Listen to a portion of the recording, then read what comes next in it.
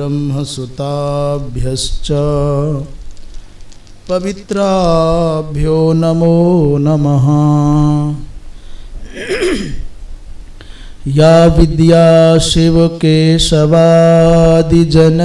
या वै जगन्मोहिनी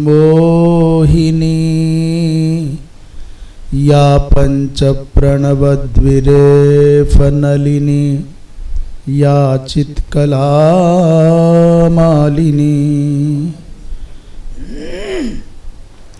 या ब्रह्मादिपिपीलिकान्ततनुसुप्रोता जगत्साक्षिणी सा पायात् परदेवता भगवती श्रीराजराजेश्वरी।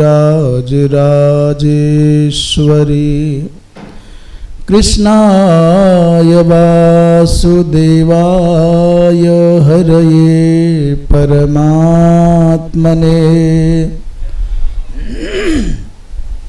प्रणतक्लेशनाशाय गोविन्दाय नमो नमः। रामाय रामभद्राय रामचन्द्राय वेधसे रघुनाथाय नाथाय सीतायाः पतये नमः। श्रीमन्नारायण नारायण नारायण श्रीमन्नारायण भजमन नारायण नारायण नारायण भजमन।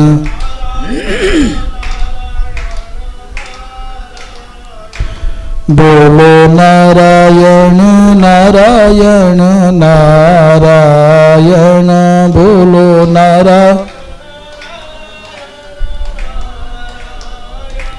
गाओ नारायण नारायण नारायण।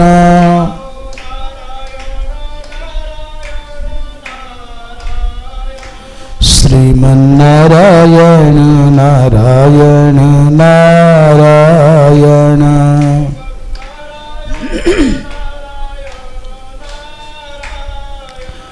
भजमन नारायण नारायण नारायण।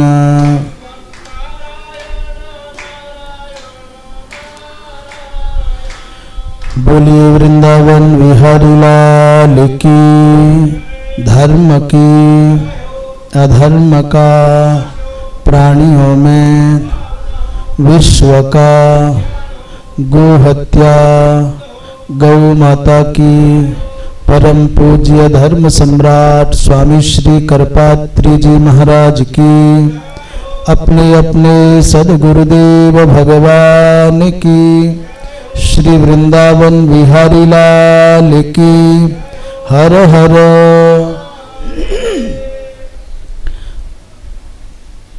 पूज्य संत महानुभाव धर्मानुरागी सज्जन वृंद मातृशक्ति चातुर्मास्य कालीन स्वाध्याय सत्र में श्रीमन महाभारत के माध्यम से जो जीवनोपयोगी आख्यान हम श्रवण कर रहे हैं, जो सनातन धर्म के मूल सिद्धांतों को हम सुन रहे हैं, वो भगवत कृपा का ही प्रतिफल है। प्रसंग चल रहा था वेदव्यास जी महाराज और उनके पुत्र श्री सुखदेव जी महाराज में परस्पर संवाद चल रहा है।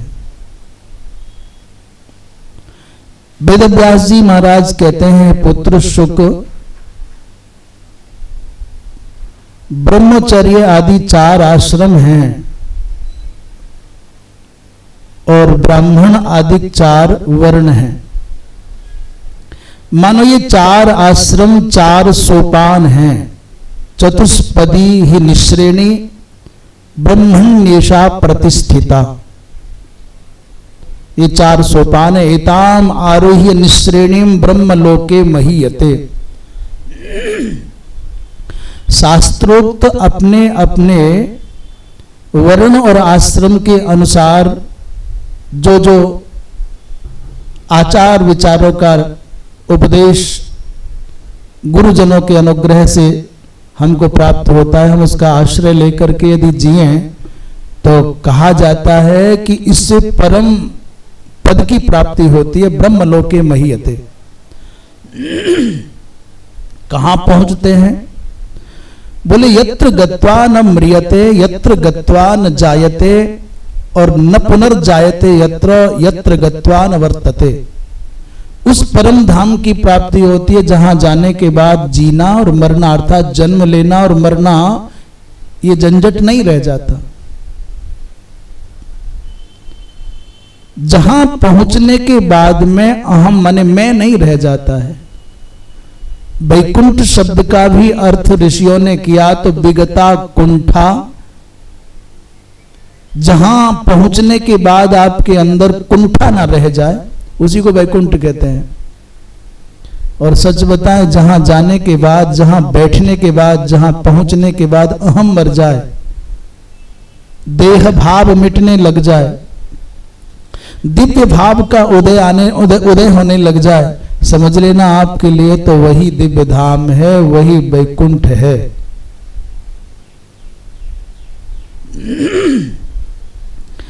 ब्रह्मचर्य आश्रम में शिष्य को चाहिए कि वह अपने गुरु के अनुशासन में और गुरु के अधीन ऐसे रहे जैसे माता के गर्भ में गर्भस्थ शिशु रहता है। मां खाए तो खा लिया, मां ने गरम खाया तो बालक ने गरम खाया, मां सोई तो बालक सोया, मां जगी तो बालक जगा। गुरुकुल का वास भी माता के गर्भ में रहने के जैसा ही है।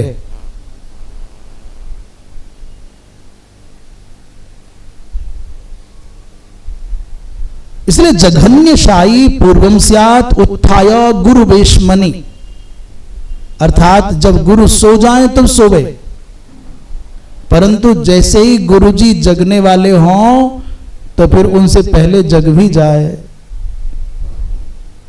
ब्रह्मचर्याश्रम में आचार्य के सन्निधान में कैसे शिष्य को रहना है? बोले गुरु के सोने के बाद में सोवे और उनके जगने से पहले जग जाए। बोले बाकी सब ठीक है पर ये काम ठीक नहीं। बोले ये तो बात मान लेंगे कि गुरु के सोने के बाद सोवे, पर गुरु के जगने के पहले जगना संभव कि मोबाइल कौन चलाएगा?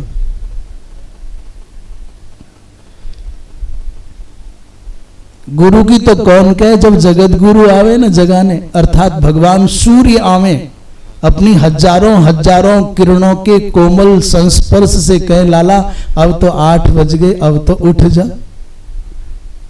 तब जाके समझ में आवे कि कोई।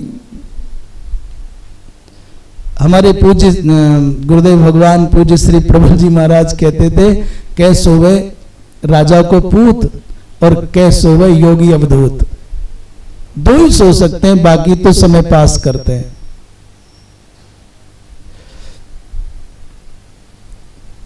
जघन्य शायी पूर्वम स्याद उत्थाय गुरु वेशमणि, पहले जगना चाहिए।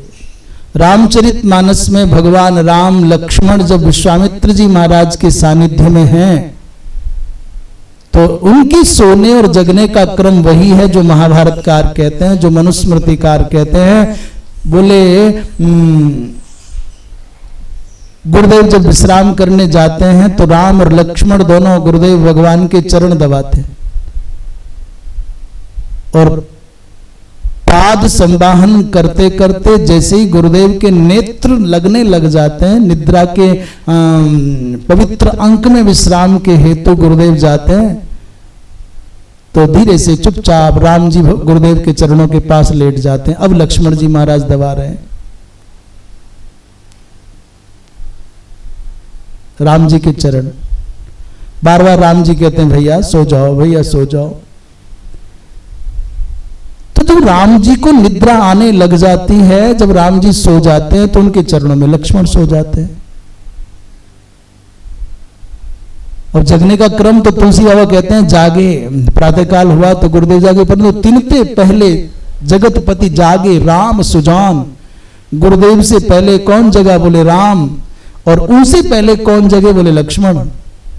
सोने का क्रम पहले गुरुदेव सोए, फिर राम सोए, फिर लक्ष्मण सोए, और जगने का क्रम आया तो पहले लक्ष्मण जगे, फिर राम जगे और फिर गुरुदेव जगे।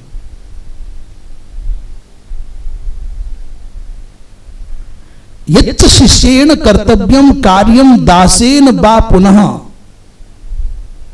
भैया जो भी आज्ञा प्राप्त हो जाए उसमें ननु नच किए बिना, उसमें इफ और बट किए बिना गुरु की आज्ञा को अपने लिए, पर इतना इतना अवश्य ध्यान रखे, इसमें आजकल ये बात कहनी आवश्यक है, इतना ही कहना पर्याप्त था कि गुरु की आज्ञा ही वेद का वाक्य है, शास्त्र की आज्ञा है, पर आज की परिस्थितियों में ये नहीं कहा जा सकता। पहले तो ये निर्धारित होना कि जो गुरु है उसमें गुरुत्व घटता है कि नहीं घटता है।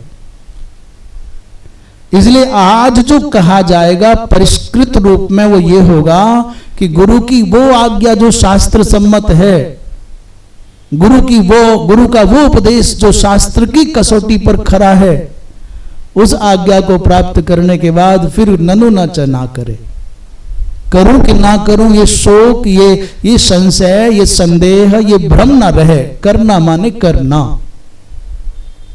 हमारे सत्यनारायण बाबा जी गुरु पूर्णिमा पर कितने 1-2 दिन के लिए आए थे, 1 दिन के लिए आए थे, और महाराज पूरा चातुर्मास, जब ये चातुर्मास संपन्न करके जाएंगे तो इसे कहते हैं रहना। यहां का व्यक्ति नहीं, चेतन नहीं, यहां की दीवार का कण कण कहेगा सत्यनारायण बाबा कहां है, सत्यनारायण बाबा कहां है। आपके जाते समय जब स्थान की दीवारें पुकारने लग जाए, आंगन पुकारने लग जाए, जब उसकी छत पुकारने लग जाए, तो समझना हमारा रहना कुछ अर्थ रखता है, हमारे रहने का कोई अर्थ है। और हम जैसे रहे वैसे ही बहे, जैसे आए वैसे गए, तो फिर हमारे होने का अर्थ है कि नहीं ये पता नहीं, ये विचार करने का विषय है।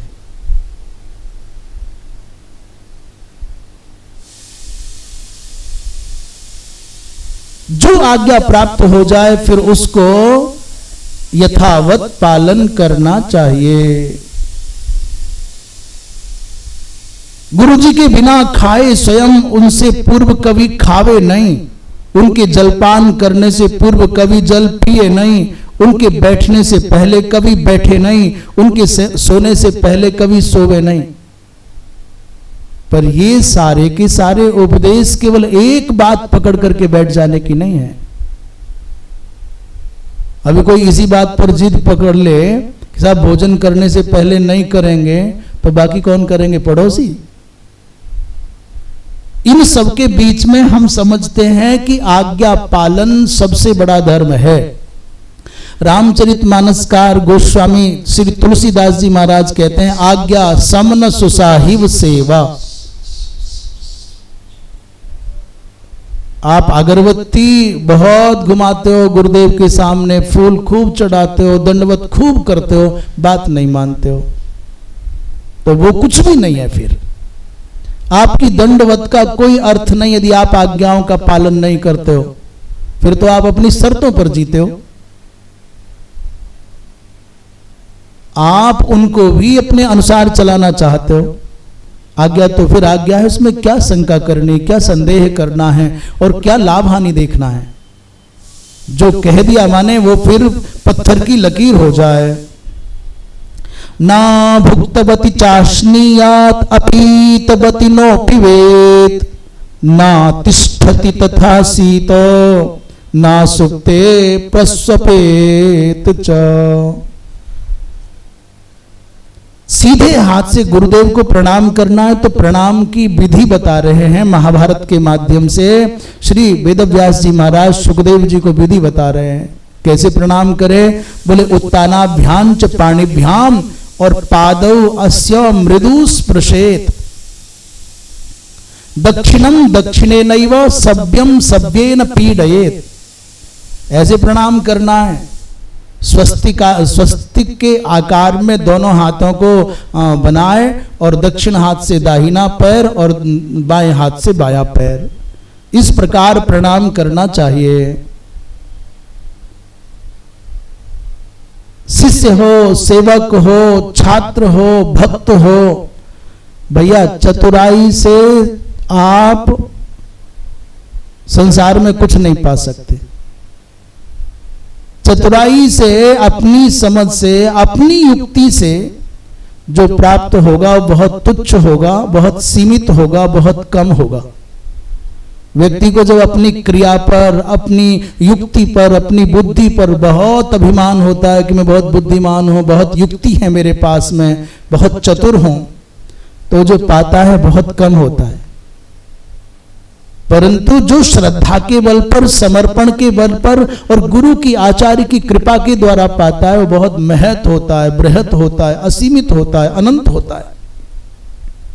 भैया आपकी चतुराई से कदाचित आपको वाक्पटुता आ जाएगी, बहुत अच्छी अच्छी बातें बनानी आ जाएंगी, परंतु जीवन में जो सुगंधी आनी है, आपके शब्दों में जो शक्ति आनी है और वास्तविक समृद्धि आनी है, आपके चित्त को जो अनुपम प्रशांति मिलनी है, जो आनंद की अनुभूति होनी है, याद रख लीजिए चतुराई से प्राप्त जो कला है, विद्या है, शब्द हैं, वो आपको शांति नहीं दे सकते, वो आपको आनंद की अनुभूति नहीं करा सकते, वो आपके शब्दों में, जीवन में सुगंधी नहीं भर सकते। पर गुरु के अनुग्रह से जो आपको प्राप्त होगा, समर्पण और श्रद्धा के द्वारा जो आपको प्राप्त होगा, वो आनंद ही देगा। इसलिए अपना मन, अपनी बुद्धि, अपना अहंकार, इस सब को त्याग करके निष्कपट भाव से सानिध्य में रहना चाहिए, उसका लाभ अनुपम होगा। वृंदावन विहारी लाल की। कुछ नियम बहुत संक्षेप में हमने बताए हैं, क्योंकि अनेक बार ये चारों आश्रम और चारों वर्णों के बारे में उल्लेख हो चुका है। गृहस्थ आश्रम में जो बहुत महत्वपूर्ण, अकेला व्यक्ति अपने लिए भोजन ना पकाए, ये पहले भी आ चुका है। तो जो घर में अकेला ये क्या करे फिर? अपने लिए कभी भी भोजन नहीं पकाना चाहिए। मुझे भूख लगी है, मुझे भोजन पकाना है, नहीं पकाना चाहिए। तो फिर क्या करे?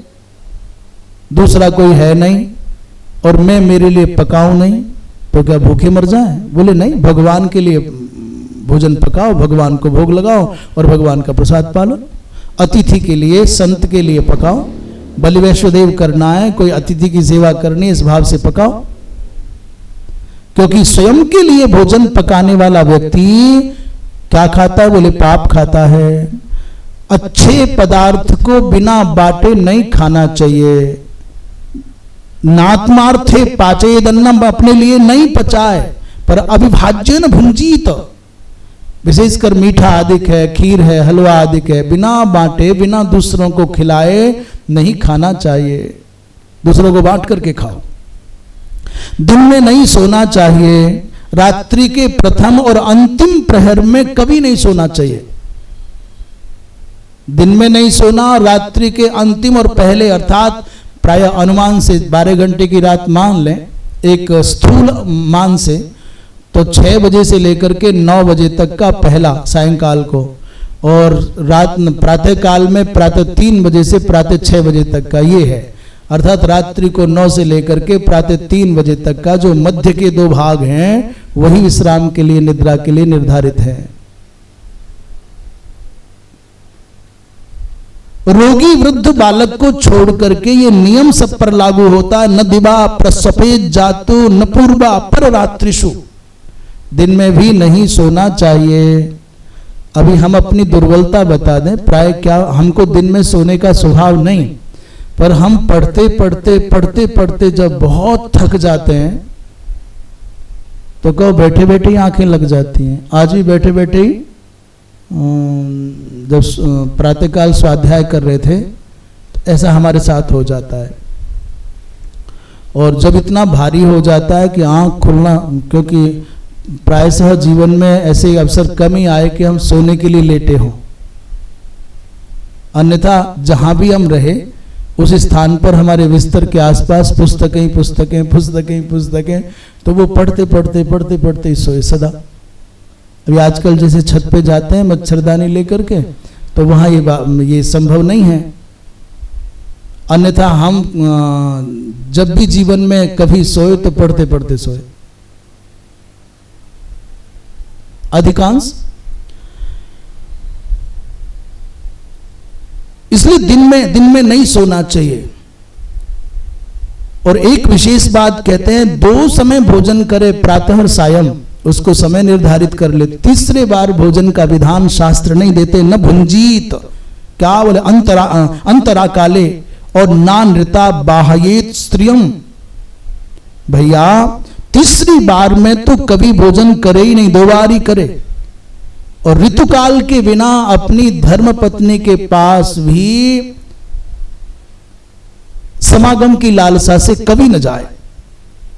और नास्या नस्नन गृहे विप्रो बसेत कश्चिद अपूचितः। एक बात और ध्यान देने की, घर पर कोई अतिथि अभ्यागत है और उनका भोजन नहीं हुआ है, उनको भोजन कराए बिना अपने घर में भोजन नहीं करना चाहिए। कोई आपके यहाँ अतिथि हैं, अभ्यागत हैं, उनका भोजन नहीं हुआ और बिना उनसे पूछे आप खा लें, तो ये नहीं हो सकता। गृहस्थी व्यक्ति को आत्म कल्याण के लिए 2 नियम बना लेने चाहिए, या तो मुझे भिक्षासी होना है अथवा अमृतासी होना है। प्रश्न किया महाराज, भिक्षासी क्या होता है और अमृतासी क्या होता है? बोले भृत्य शेषम तो योस्नाति तमाहुर भिक्षासिनम। जब आपके घर आपके बड़े पूज्य जन, छोटे छोटे बच्चे, रोगी, आतुर, अतिथि सब खा ले, यहां तक कि आपके घर में काम करने वाले सेवक तक भी भोजन, जो भृत्य वर्ग है, कर्मचारी वर्ग है, सेवक है, वो भी खा ले, तब जो व्यक्ति भोजन करता है उसको भिक्षासी कहते हैं। सबको खिला करके खाने वाला यज्ञ करने के बराबर पुण्य का भागी हो जाता है, भिक्षासी कहते हैं। भिक्षम माने भृत शेषम तो यज्ञ शेषम अथामृतम। दूसरा नियम बोले अमृतासी हो जाए। सेवक तक को भी जब खिला चुके हों वो बचे हुए भोजन को करने वाला। इसका मतलब ये नहीं है कि झूठन उठा करके खाना, सब भोजन कर लिए ना, अब जब रसोई में जो बचा है उसको थाली में लगाओ, उसको पालो। और दूसरा अमृतासी क्या है?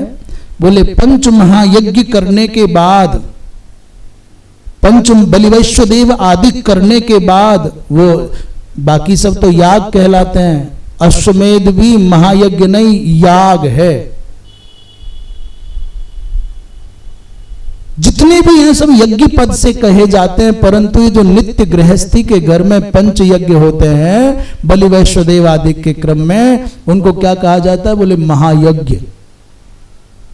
ये आश्चर्य की बात है, जो बहुत लघु स्तर पर होता है उसको महायज्ञ कह रहे हैं, और जो बहुत बृहत स्तर पर होता है उसको याग कहते हैं। और फिर भी लघु मान करके आत्म कल्याण का सर्वोत्तम साधन कोई है तो भैया सनातन धर्मावलंबी प्रत्येक सनातनी को, वो चाहे शैवीय परंपरा का हो, चाहे वैष्णवीय परंपरा का हो, चाहे शाक्त परंपरा का हो, और मैं तो कहूं आप निर्गुण और सगुण धारा के ही क्यों ना हो, आप अपने आप को जो भी समझते हो, परंतु बलि वैश्वदेव करने लग जाएंगे तो आपका घर ही हमारा सनातन धर्म के रक्षण का महान दुर्ग बन जाएगा। आज सनातनियों के घर से बलि वैश्वदेव होना बंद हो गया। आज सनातनियों के घर में ये महायज्ञ होना बंद हो गया। अरे बाबा, पहली रोटी गाय की निकालते थे, वो भी बलि वैश्वदेव का एक अंग है, एक बदला हुआ रूप है, पर पहली रोटी खा जाओगे आप, गायों का हिस्सा खा जाओगे। अंतिम रोटी कुत्ता के लिए होती थी, वो अंतिम रोटी भी आप खा जाओगे तो क्या करो? गाय का भी नहीं छोड़ोगे, कुत्ते का भी नहीं छोड़ोगे, तो करोगे क्या? पहली रोटी तो गौ माता के लिए माने जिसको बलि वैश्वदेव का, अच्छा ये जो संक्षेप में भूपतये स्वाहा, भुवन पतये स्वाहा, भूतानाम पतये स्वाहा बोलते हैं, 3 कवल निकालते हैं, ये भी बलि वैश्वदेव का अत्यंत सूक्ष्म रूप है। भूपतये स्वाहा, भुवनपतये स्वाहा, भूतानां पतये स्वाहा, ये जो 3 कवल निकालते हैं, 3 बलि, ये भी उसका संक्षिप्त रूप है। इसलिए भैया प्रत्येक गृहस्थी को बलि वैश्वदेव करने वाला होना चाहिए। बिघसासी बनो अथवा अमृतासी बनो। आचार्य की कृपा से व्यक्ति ज्ञान प्राप्त करता है, ब्रह्मलोक पाता है, इसलिए आचार्य के प्रति श्रद्धावनत रहे। पिता की कृपा से व्यक्ति को प्रजापति का लोक मिलता है, संतति की प्राप्ति होती है। अतिथि की कृपा से स्वर्ग प्राप्त होता है, इसलिए अतिथियों की सेवा करें। ऋत्विक माने जो होता है, जो आपके पुरोहित हैं, उनकी कृपा से देवलोक प्राप्त होता है। कुलस्त्री की कृपा से अप्सरा लोक प्राप्त होता है। जाति बांधवों की कृपा से विश्वदेव का लोक प्राप्त होता है। और संबंधी बंधु बांधवों की कृपा से 10 दिशाओं में आपको कीर्ति प्राप्त होती है, निर्वैरता प्राप्त होती है। माता मामा की कृपा से पृथ्वी लोक प्राप्त होता है। जिसके ऊपर माता की कृपा और मामा की कृपा होगी, उसको भैया प्रचुर मात्रा में भूमि लाभ होता है। वृद्ध बालक और निर्बल रोगी पर जो स्नेह बरसाता है, उसके ऊपर केवल 10 दिशाओं नहीं, माने समग्र प्रकृति उसके अनुरूप होती चली जाती है। बड़ा भाई पिता के समान है, पत्नी पुत्र अपनी शरीर है, भृत्य वर्ग अपनी छाया है, और पुत्री तो दया की मूर्ति है। व्यास जी महाराज कहते हैं गृहस्थी का जीवन इसलिए अद्भुत है क्योंकि बड़ा भाई पिता है तब तो कहना ही क्या, और पिता नहीं हो तो बड़े भाई में ही पिता का दर्शन करे। भ्राता ज्येष्ठः समपित्रा, और ये जो पत्नी पुत्र आदि के बोले, ये तो तुम्हारा अपना शरीर है, इसके लिए कुछ किया तो क्या किया, अपने शरीर के लिए कुछ किया तो क्या, सब अपनी पत्नी के लिए कर रहा हूं, अपने पुत्र के लिए कर रहा हूं, तो कौन बड़ा काम कर रहे हो।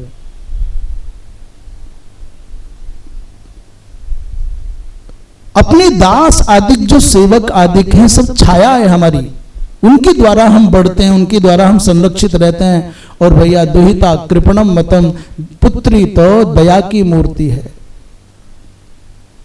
व्यास जी महाराज कहते हैं हे पुत्र, इसके बाद जब लगे कि अब कुछ करने की सामर्थ्य उतनी नहीं रही तो वानप्रस्थी हो जाना चाहिए।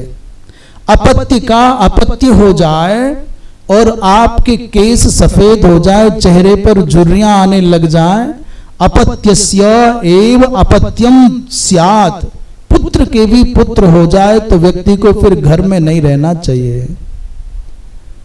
महाभारत के अनुसार तो ये स्पष्ट उल्लेख है, उपदेश है कि पुत्र को पुत्र हो जाए, अर्थात तुम संबंध की दृष्टि से पितामह बन जाओ, बाबा बन जाओ, तो फिर घर में ना रहो। तुम्हारा पुत्र जिस दिन पिता बन जाए तो तुम फिर बाप बनने की चेष्टा घर में मत करना, क्योंकि दूसरा बाप तैयार हो गया। यदि घर में आप आज तक पिता थे, अब आपका पुत्र भी पिता हो गया है, तो घर में 2 पिता नहीं रहने चाहिए।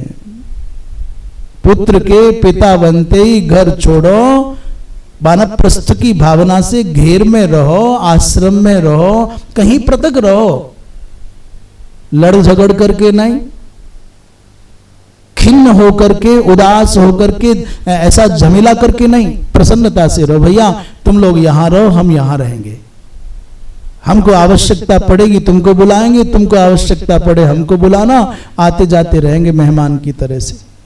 क्योंकि अब बन तो कहीं है नहीं, बन तो खोजते खोजते थक जाओगे, बन हाथ नहीं आएगा। वृंदावन में ही बन नहीं मिल रहा है, और कहां जाओगे। बन नहीं है, बाकी सब कुछ है।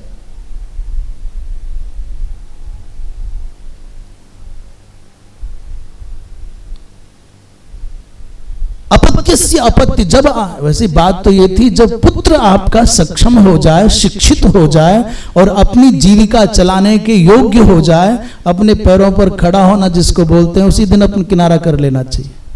आपके पुत्र के शरीर पर आपके वस्त्र फबने लग जाएं, आने लग जाएं, आपके पुत्र के पैरों में जब आपके जूते चप्पल आने लग जाएं, धीरे धीरे अपने आप को किनारा करने लग जाओ। बोले हो गया तैयार प्रतिद्वंदी, इस घर का मालिक उत्तराधिकारी तैयार हो गया। और जब निकल करके जाओ, भले किसी तीर्थ में जाओ, घर छोड़ करके, मानो कुछ लोग वृंदावन आते हैं, हरिद्वार जाते हैं, ऋषिकेश जाते हैं, तो पूरी दुनिया लेके जाते हैं साथ, कहो पूरा घर साथ में लेके जाते हैं ना, कुछ छोड़ के जाओ, घर में घर को छोड़ के जाओ। बन जा रहे हो तो भवन की वृत्तियों को छोड़ के जाओ। ये टीवी भी साथ लेके जाएंगे, कूलर भी चाहिए, पंखा भी चाहिए, एसी भी चाहिए, और बेसी भी चाहिए, और तेसी भी चाहिए, ये नहीं। नहीं, समाचार पत्र तो जरूर पढ़ना है, क्योंकि राष्ट्र की रक्षा करनी है। कैसे हो जाएगा? नहीं, कुछ छोड़ के जाओ। और तुम जैसे थे घर से वैसे ही उठ करके बाहर पहुंच गए, तो फिर पहुंचे कहीं नहीं हो, फिर आप में परिवर्तन कुछ आएगा नहीं। आपकी वृत्तियां नहीं छूटती, आपके स्वभाव नहीं छूटते, आपकी आवश्यकताएं, इच्छाएं नहीं छूटती, और आपके आग्रह नहीं छूटते। तो जैसे घर में थे वैसे ही बाहर हो, फिर लाभ क्या होगा? इसलिए भवन बदला है तो व्यवहार भी बदले, भाव भी बदले, तब जीवन में परिवर्तन आएगा। इसलिए ये आग्रह की फ्रिज भी रखना है, एसी भी लगाना, हम मना नहीं कर रहे। आपको लगता है कि एसी होना ही चाहिए, तो हम निवेदन करें, इतना भी आपको ज्ञान हो कि बाहर जो तापमान है, वो बाहर और अंदर का तापमान बहुत अंतर वाला नहीं होना चाहिए। और यदि अंदर का माने तुम्हारे मन का तापमान कम ना हुआ, तो फिर एसी आपके अंदर के तापमान को कभी कम नहीं कर पाएगा। काम की, क्रोध की, ईर्ष्या की, निंदा की आग में झुलसते हुए प्राणी को 16 नंबर पर एसी चला दो, या माइनस वाले एसी में ले जाओ, फिर भी जलता ही रहेगा, शांति नहीं पाएगा। इसलिए अंदर के ताप को कम करना है, अंदर के उद्वेगों को कम करना है, फिर देखना जीवन में रस आ जाएगा। और जब ये लगे कि यहां भी देखो, ये जो वानप्रस्थ आश्रम है ना, इसमें अगस्त जी, सप्तऋषि, शुक्राचार्य, मेधातिथि, बालखिल्य आदि अनंत अनंत ऋषि वानप्रस्थ के क्रम से जीते हैं। और जब शरीर कुछ करने के योग्य ना रह जाए तो सन्यासी हो जाना चाहिए। और सन्यासी होने का मतलब एक एव चरेत धर्म, अकेला रहे। अकेले रहने का मतलब टीवी साथ में नहीं रहना चाहिए, अकेले रहने का मतलब मोबाइल नहीं रहना चाहिए। टीवी और मोबाइल रह गया तो तुम अकेले नहीं हो, देखने के लिए अकेले हो, परंतु तुम तो भीड़ में हो। और भीड़ में नहीं, क्षमा करो, कोई कोई शब्द थोड़ा अटपटा बोल जाता है, पर कुछ जान के भी बोलते हैं जिससे किसी को लग जाए, और कुछ भूल भी जाता है। भीड़ में नहीं, भाड़ में हो, उसी को कहते हैं भीड़ भाड़। भीड़ में हो तो व्यक्ति सुरक्षित रह सकता है, पर भाड़ में कोई सुरक्षित नहीं रहता। इसलिए सावधान रहना चाहिए। सकृत अन्न निषेविता, एक बार ही अहोरात्र में केवल एक बार भोजन करे। अनग्नि और अनिकेत, अपना कोई आश्रय ना बनाए, अपना कोई आश्रम ना बनाए, अपनी कोई कुटिया ना बनाए। जैसे सर्प दूसरे के बनाए हुए बिल में जीवन गुजार देता है, सन्यासी वैसे ही दूसरे के द्वारा खड़े गए दीवारों के कंधों पर धरी हुई छत के नीचे गुजारा कर ले। दूसरे ने खंबा खड़े किए और उस पर छप्पर डाल दिया, अपने निर्वाह हो गया। अनग्नि, अनिकेत और एक बार भोजन करने वाला, और अकेला ही रहे। भिक्षा पात्र हो, कमंडल हो, दंड हो, कोपीन हो, और ये आवश्यकता लगे तो जपने के लिए कोई सुमरनी माला हो, आवश्यकता लगे तो काष्ठ आदि के भोजन करने के लिए, निर्वाह मात्र के लिए ऐसे पात्र जो किसी के काम के नहीं है। मतलब झूठे लकड़ी के पात्रों का कोई क्या करेगा।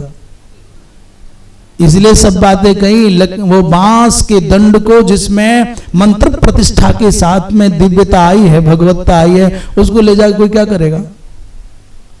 सन्यासी के पास में ऐसा कोई साधन ना हो जिसको चुराने की दृष्टि से कोई वहां आए, नहीं तो भजन कैसे होगा, निर्भयता कैसे आएगी, शांति कैसे आएगी।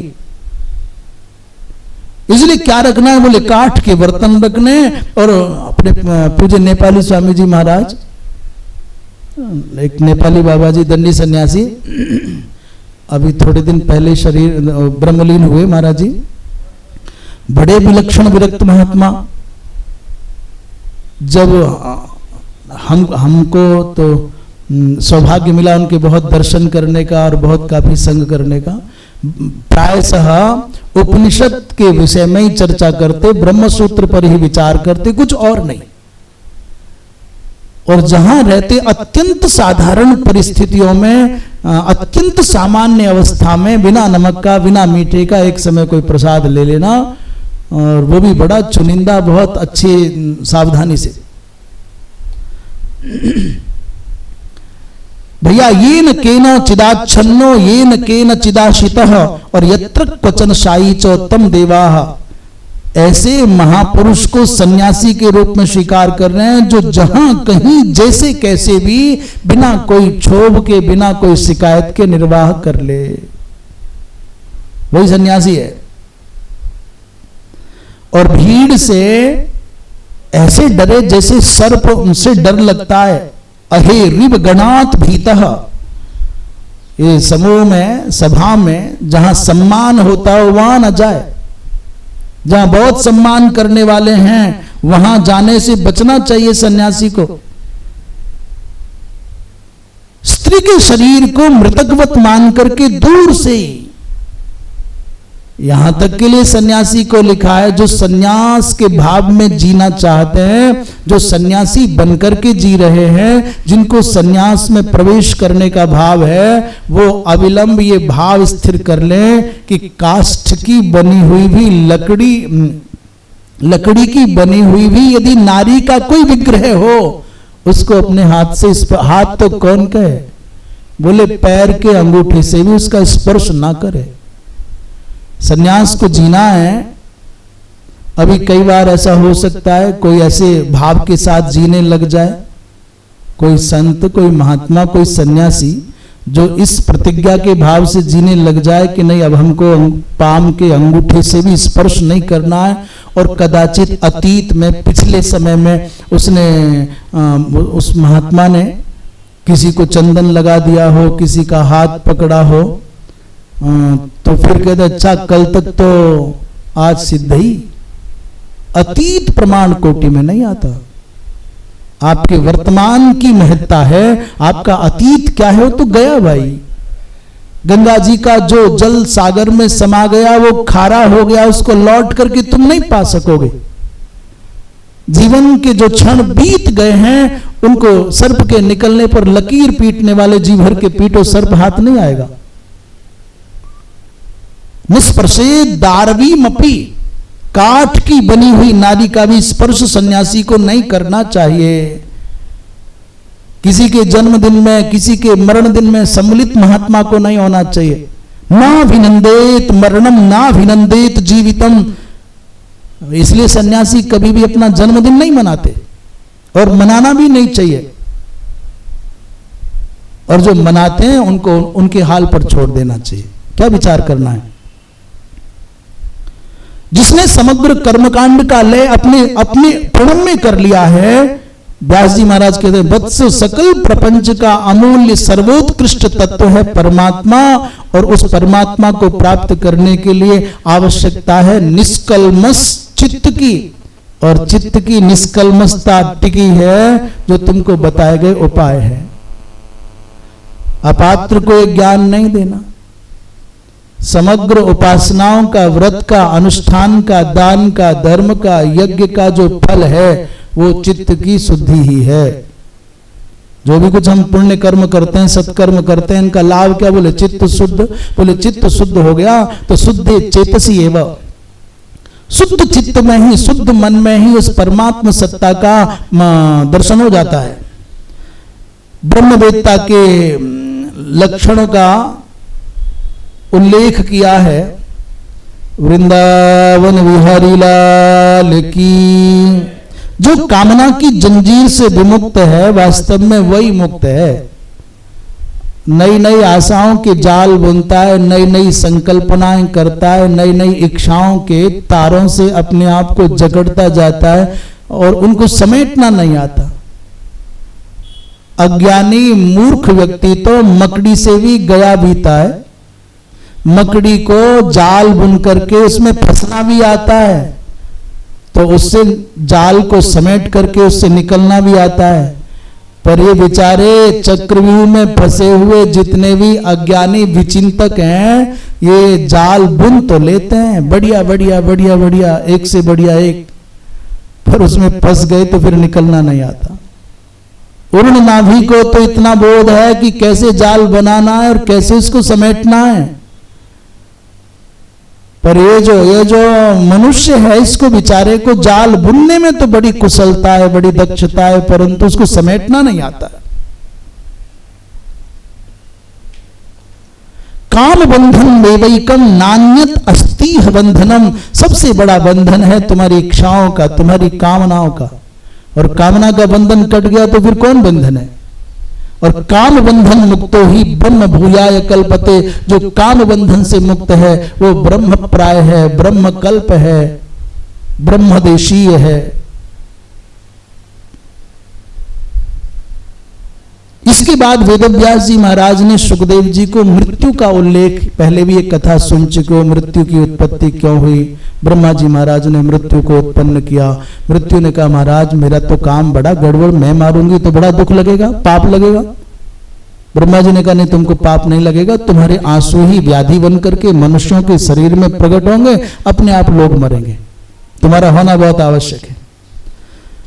धर्मराज युधिष्ठिर ने प्रश्न किया बाबा धर्म और अधर्म क्या है, तो बाबा भीष्म कहते हैं राजन वेद स्मृति सदाचार और पुरुषार्थ चतुष्टय धर्म अर्थ काम मोक्ष, यही धर्म है। शास्त्र के द्वारा जो निषिद्ध है वही अधर्म है। धर्म का सार क्या है? बोले भैया धर्म का सार है, धर्म का सार है आत्मना प्रतिकूलानि परिसाम न समाचरेत। आप ध्यान से सुन रहे हैं ना, आत्मन प्रतिकूलानि परिसाम न समाचरे, श्रूयताम धर्म सर्वस्वम और श्रुत्वा चैवावधार्यताम, धर्म का सर्वस्व, धर्म का सार सर्वस्व सुनो और सुन करके उसको अपने जीवन में उतारो। आप छोटे से बच्चे से लेकर के अर्थात 8 वर्ष के बालक से लेकर के आप 80 वर्ष तक के वृद्ध हैं,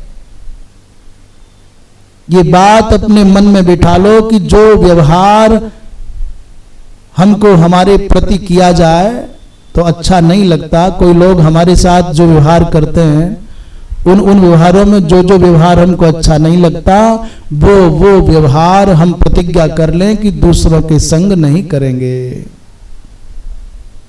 जो दूसरों का अपमान करने में बड़े प्रसन्न होते हैं, बड़े दक्ष होते हैं, बड़े कुशल होते हैं, जब उनके सम्मान पर चोट आती है तो बिलबिलाते भी बहुत जोरदार है।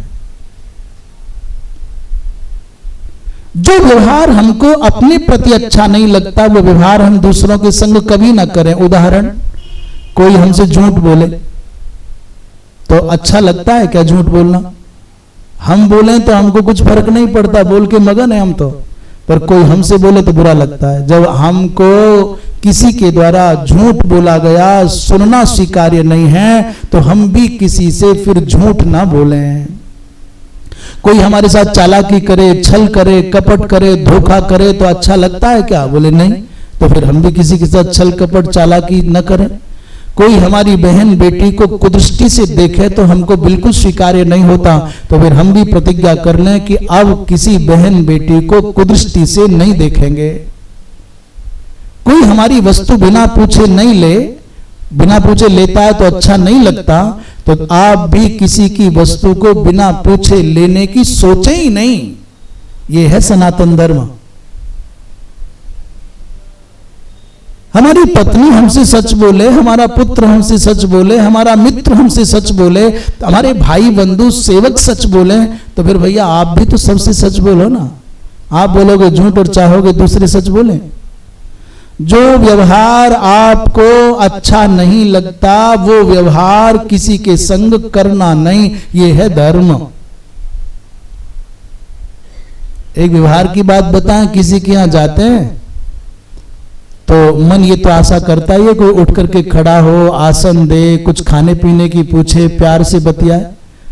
तो जब कोई तुम्हारे दरवाजे पर, आपके दरवाजे पर, आपके द्वार पर आए, तो जैसा व्यवहार आप अपने लिए चाहते हो कहीं जाने पर, कृपया वैसा ही व्यवहार इनके साथ करो।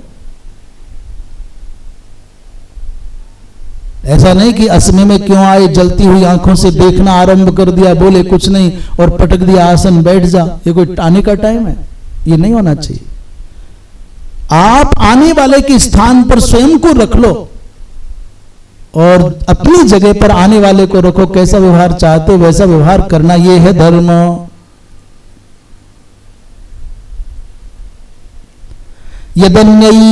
यदन्यैर विहितं नेच्छेत् आत्मनः कर्म पुरुषः न तत्परेषु कुर्वीत जानन्न प्रियमात्मनः। जो दूसरों के द्वारा विहित आचरण को अपने अनुकूल नहीं मान रहा है, अनुरूप नहीं मान रहा है, वैसा आचरण परेषु न कुर्वीत, वैसा व्यवहार दूसरों के साथ नहीं करना।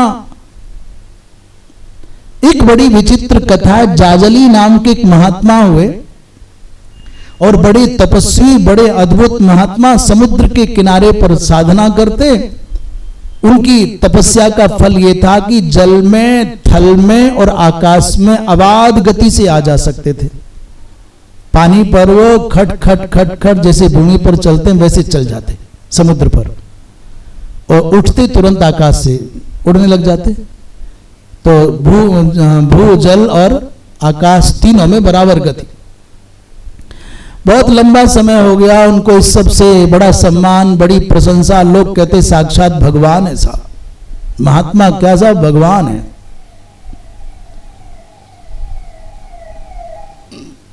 वृंदावन बिहारी लाल की हर हर। जब प्रशंसा होती है तो अहंकार भी बढ़ता है। उनको भी लगता है मेरे जैसा कोई महात्मा है नहीं दूर दूर तक। आज कौन है बताओ? कोई है जो पानी पर चल करके दिखाए? कोई है जो उड़ करके दिखाए? और एक ही समय में अनेक स्थानों पर प्रकट भी हो जाते। इतने तितिक्षु बन गए थे कि उनकी बड़ी बड़ी जटाओं में चिड़ियाओं ने घोंसला बना लिया। सुन रहे हो ना? बड़ी बड़ी जटाएं थी, जटाएं खूब फैल गई थी, तो चिड़िया ने घोंसला बना लिया। और बना ही नहीं लिया, उसके बच्चे भी हो गए, अंडे दिए, बच्चे हो गए, बच्चे भी उड़ने लग गए, फुदकने लग गए। महात्मा बड़े मगन होते, बड़े खुश होते। है दुनिया में कोई ऐसा महात्मा जो अपनी जटाओं में पक्षियों को घोंसला बना लेने दे? मैं कितना दयालु, कितना अहिंसक, कितना सिद्ध हूं। जब उनको बहुत अहंकार हो गया तो एक दिन पिशाचों ने अदृश्य भाव से कहा, रे महाराज जाजली, आप बहुत बड़े महात्मा हैं, बड़े सिद्ध हैं, परंतु सुनो, अभी आप उतने सिद्ध नहीं हुए जितना कि काशी में तुलाधार नाम का वैश्य है। अभी आसमान तक उनका अभिमान विंध्याचल की भांति सर उठाए बढ़ता जाता था। अचानक किसी ने कह दिया कि अभी तुम क्या, जाओ काशी में जाके तुलाधार नाम के एक वैश्य को देखो, व्यापारी को देखो। एक तो ब्राह्मण होने का अभिमान, एक महात्मा होने का अभिमान, एक पानी पर चलना, आकाश पर चलने का अभिमान, एक जटाओं में पक्षी पले हैं उसका अभिमान। दुनिया में मेरे जैसा कौन है? और किसी ने कह दिया, अदृष्ट ध्वनि ने, आकाशवाणी ने, कि जाओ काशी में जाओ, वहां तुलाधार नाम का वैश्य। तो मन में आया, मुझसे बड़ा वैश्य कैसे हो सकता है? अरे हम तो अभिमान तो ऐसा पाल करके जिए, अब तो बेचैन हो गए, मन अब भजन में नहीं लगता। आज तक सर्दी, गर्मी, बरसात खुले में रहते थे, परंतु आज जब ये सुना तो मन को चैन नहीं आ रहा है। ना माला में मन लग रहा है, ना भजन में मन लग रहा है। बस उठे और चल पड़े। किसी ने पूछा, बाबा कहां जा रहे हो? काशी जा रहा हूं। तो लोगों ने लगा कि तीर्थ यात्रा करने जा रहे हैं, विश्वनाथ जी के दर्शन करेंगे, गंगा जी नहाएंगे। किसी को क्या पता कि ये तो अपने प्रतिद्वंदी को देखने जा रहे हैं, देखूं तो तुलाधार वैश्य में ऐसी क्या खास बात है। विश्वनाथ जी और गंगा जी तो ठीक है, काशी जी तो ठीक है, परंतु चित्त में तो ये देखो तो सही। काशी में तुलाधार वैश्य के पास पहुंचे तो वो दुकानदारी में लगे तराजू पर। हम आपसे निवेदन करें, सनातन धर्म ये कहता है कि व्यापारी को भी उतना ही भगवत प्राप्ति का अधिकार है जितना किसी यज्ञ करता और ध्यान करता किसी विद्वान तपस्वी सन्यासी को है। किसी यज्ञ करता जितना वैदिक विद्वान को है और जितना ध्यान करता वैराग्य की पावन गंगा में सुस्नात किसी सन्यासी को है, एक व्यापारी ही भगवत प्राप्ति की योग्यता रखता है। पर कैसे?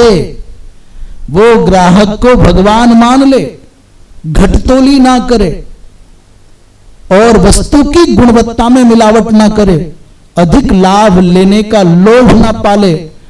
महाराज जो आ जाए तराजू की कसौटी पर सबको बराबर तोले, किसी के साथ छल कपट ना करे। देखा तो अपार भीड़ लगी दुकान पर और वैश्य देवता व्यापारी देवता माल तोलने पर लगे। महाराज इतना अपनी मर्जी से लोग धन डाल जाते हैं, वस्तु तोल देता है ले जाते हैं। इसने कहा ये बढ़िया आदमी, ये कैसा ज्ञानी हुआ, ये कैसा धर्मात्मा हुआ, ये तो व्यापारी है, बढ़िया है। वो मारवाड़ी में जब चिड़सावे ने देखा किराड़ है और ओके ये कैसा बनिया भाई, ये कैसा धर्मात्मा है। तुरंत जैसे ही तुलाधार की दृष्टि पड़ी कि ये महात्मा आए, अपना आसन छोड़े दौड़ करके आए, दंडवत प्रणाम किया। बोले गुरु मुझे पता है आप कौन हो। कैसे पता है? बोले आप जाजली महाराज है, समुद्र के किनारे पर तप करते हैं, आप पानी में भी चलते हैं, आप आकाश में भी उड़ते हैं। आपकी जटाओं में पक्षियों ने घोंसला बनाया, अंडे दिए, बच्चे भी हुए। आकाशवाणी ने आपको ऐसा ऐसा कहा इसलिए यहां तक आए हैं। अब तो जाजली महाराज का पूरा पानी उतर गया। उन्होंने कहा भैया तू तो सारे दिन पैसा लेता सामान देता है, तराजू का तुझमें ऐसी खास बात विशेष बात कहां से आ गई, क्या है? तुलाधार वैश्य ने कहा भगवान में व्यापार को भी भक्ति भावना से करता हूं, धन कमाने की भावना से नहीं करता, ये मेरा भजन है। कबीर दास जी महाराज ने कहा था कि जिस दिन मेरा ये तंतु और ये क्या होता है जिससे वो होता बाया क्या बुनते हैं ताना बाना, जिस दिन मेरा ताना बाना रुक गया उस दिन मेरा भजन रुक जाएगा। मेरा भजन ही ताना बाना है। रैदास जी महाराज की प्रसिद्धि बढ़ी, बड़े बड़े भक्त आने लगे, प्रचुर मात्रा में सब संसाधन जुट गए। लोगों ने कहा अब तो आप बड़े गुरु हो गए, बड़े बड़े चेला हो गए, बंद करो दुकान। उसने कहा ये बंद हो गई तो मेरी सारी दुकान ही बंद हो जाए, यही मेरा भजन है। तुलाधार वैश्य के सामने जाजली महाराज चकित होकर के कहते हैं भैया आप रस विक्रय करते हो, फिर ये ऐसा? तुलाधार ने कहा तुला में सर्वभूतेषु समा तिष्ठति जाजले, सबके लिए बराबर है। ये नहीं कि बच्चा आया है तो इसको कम दे दूं, खराब वस्तु इसको चेप दो, अधिक पैसा ले लो। ना हम परेशान कृत्यानी प्रशंसामी न गर्हे। दूसरा मेरा नियम है महाराज, मैं व्यापारी हूं फिर भी सामान्य गृहस्थी हूं, फिर भी ना तो किसी की प्रशंसा करता हूं और ना ही किसी की निंदा करता हूं। मैं निंदा और प्रशंसा दोनों ही कर्मों से अपने आप को विरत रखता हूं। भैया मैं तो बारंबार कहता हूं कि जो लोग ये कहते हैं कि व्यापार सत्य बोल करके नहीं हो सकता, झूठ बोले बिना व्यापार में लाभ नहीं हो सकता, मैं बड़ी विनम्रता से कहूं कि आप तो संकल्प मात्र कर लीजिए, बिना झूठ बोले भी, बिना छल किए भी, बिना घटतोली किए भी आपका व्यापार नंबर 1 पर होगा, आपका सम्मान बहुत अद्भुत होगा और आप व्यापारी के व्यापारी और महापुरुष के महापुरुष हो जाओगे। छल करके, झूठ बोल करके, कपट करके, अधिक लाभ ले जा करके भी जाओगे कहां? छुटना यही है। वैश्य ने कहा भगवान यदा न कुरुते भावम सर्वभूतेषु पापकम और कर्मणा मनसा वाचा ब्रह्म संपद्यते तथा मनुष्य जब किसी के प्रति दुर्भाव नहीं करता,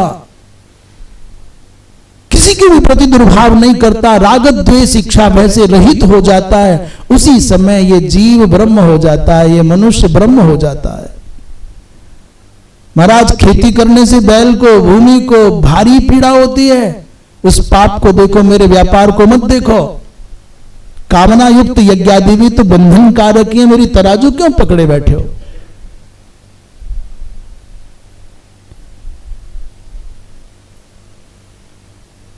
जाजली ने कहा, वैश्य प्रवर, यज्ञ बिना खेती और खेती के बिना अन्न नहीं होगा और अन्न के बिना मनुष्य नहीं चलेगा। तो तुलाधार कहते हैं, भाई हम कोई यज्ञ की निंदा नहीं कर रहे। तुलाधार ने कह दिया, यज्ञ में भी तो सब कामना ही है, बंधन ही है, कौन सा ऐसा काम है जिसमें इच्छा नहीं है।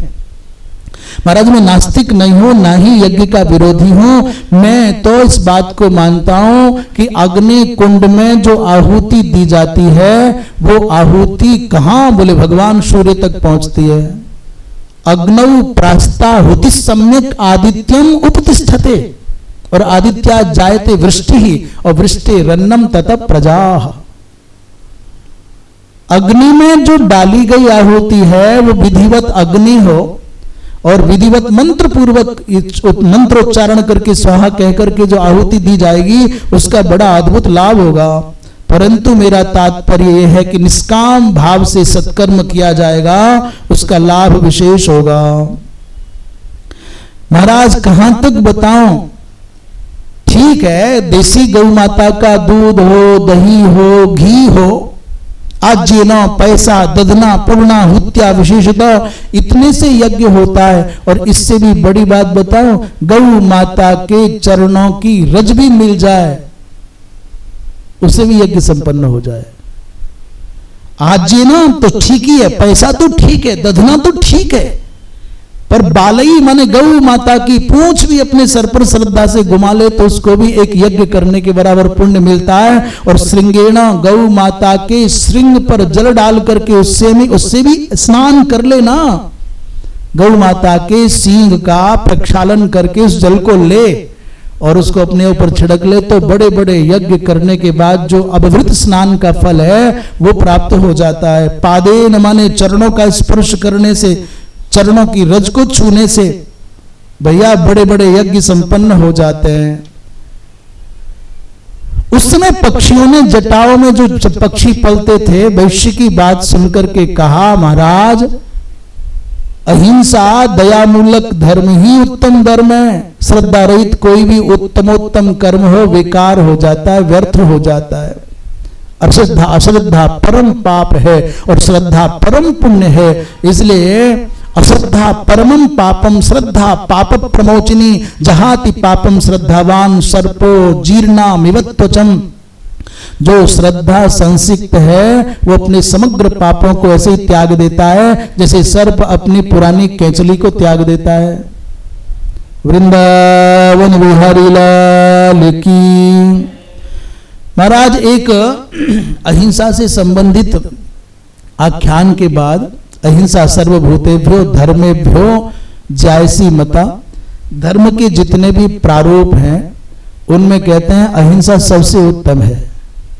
परम धर्म श्रुति विदित अहिंसा, रामचरितमानसकार कह रहे हैं। श्रुतियों के द्वारा विदित है कि परम धर्म क्या, बोले अहिंसा है। मन वाणी और कर्म से किसी को भी क्षति न पहुंचाना, ये अहिंसा है। कई लोग समझते हैं डंडा मारना, पत्थर मारना, थप्पड़ मारना यही हिंसा होगी। नहीं नहीं, पत्थर की चोट तो भर जाएगी, लाठी की चोट भर जाएगी, गोली की चोट भी भर जाएगी, पर इससे भी घातक चोट है जो वाणी की चोट है, बोली की चोट है, अपशब्दों की चोट है। आप डंडा मारते हैं तो वो कोई भी हिंसा नहीं है, पर आप गाली देते हैं तो वो बहुत गहरी चोट लगती है, उसकी कई दवा दुनिया में नहीं मिलती। और उससे भी अधिक घातक चोट है, हिंसा है, मन के अंदर चुप बैठे हो और उसका विनाश हो जाए, उसका नाश हो जाए। ये मन की हिंसा बहुत जहरीली है। जो भगवान का भजन करना चाहते हैं, जो इसी जन्म में अपने आप को कृतकृत्य होता देखना चाहते हैं, हम बड़ी विनम्रता से कह रहे हैं, प्रार्थना ही कर रहे हैं। आप ज्ञान मार्गी हो, चाहे भक्ति मार्गी हो, चाहे समाज सेवा में लगे हो, आप यदि भगवत कृपा चाहते हैं, आत्म शांति चाहते हैं, यदि आत्म कल्याण चाहते हैं, ये शब्द बड़े बड़े हो गए। आप यदि अपने मन में अनवरत अक्षुण्ण प्रसन्नता चाहते हैं, आनंद चाहते हैं, तो दूसरों का अनिष्ट चिंतन करना अविलंब बंद कर दीजिए। अनिष्ट चिंतन करोगे तो कभी प्रसन्नता ना आएगी। दूसरों का अहित करने की भावना मन में रह गई, दूसरों से बदला लेने की भावना मन में रह गई, प्रतिशोध की भावना रह गई, तो जाओ चाहे जितनी माला कर लेना, चाहे जितना तीर्थ घुमाना, और चाहे जितना सत्संग कर लेना, और चाहे जितना वेद पाठ कर लेना, और चाहे जितनी तुलसी और कमल चढ़ा लेना भगवान के चरणों में, और चाहे जितने बड़े बड़े यज्ञ कर लेना, दावा है प्रतिशोध की भावना है, तो आप चाहे जो करिए, आपको न आनंद की प्राप्ति होगी न भगवत प्राप्ति होगी। ये तो ऐसा ही हो गया जैसे शराब से भरा हुआ घड़ा है सोने का, और गंगा में डुबकी लगवाओ उसको, तो क्या शुद्ध होगा वो? जो आत्म शांति की अभिलाषा रखते हैं, जो भाई बहन माता बहनें जो भी हैं, उनको प्रतिशोध की भावना का परित्याग कर देना चाहिए। भीष्म कहते हैं युधिष्ठिर, गुरुजनों की आज्ञा भी वही आज्ञा मानी जाए जिसमें हिंसा नहीं जुड़ी हो। गुरुदेव की वो आज्ञा मानो जो शास्त्र सम्मत है, जो अहिंसा का समर्थन करने वाली। एक बार गौतम नाम के महात्मा को अपनी पत्नी अहिल्या से क्षोभ हो गया, असंतोष हो गया इंद्र के कारण, और उनके पुत्र का नाम था चिरकारी। चिरकारी का तात्पर्य चिरम माने विलंबम यावत विचिंत्य करोती थी चिरकारी, जो खूब विचार करके काम करता है। पिताजी ने कहा, गौतम ऋषि ने, मार दे अपनी मां को, ये दुष्टा है। गौतम जी महाराज तो ऐसा कहकर के वन में चले गए, और चिरकारी सोच रहे, पिता की आज्ञा का पालन करना तो परम धर्म है, परंतु मां की रक्षा करना तो और भी बड़ा धर्म है। पिता की आज्ञा का पालन करना जैसा धर्म है, वैसे ही मां की रक्षा करना भी धर्म है। पिता धर्म, पिता स्वर्ग, पिता परम तपस्या है। पिताजी के प्रसन्न हो जाने पर सब देवता प्रसन्न हो जाते हैं। पितरि प्रियमाणे ही प्रियंते सर्व देवताः। पर पिताजी ने इतना कठोर पहले कभी नहीं कहा।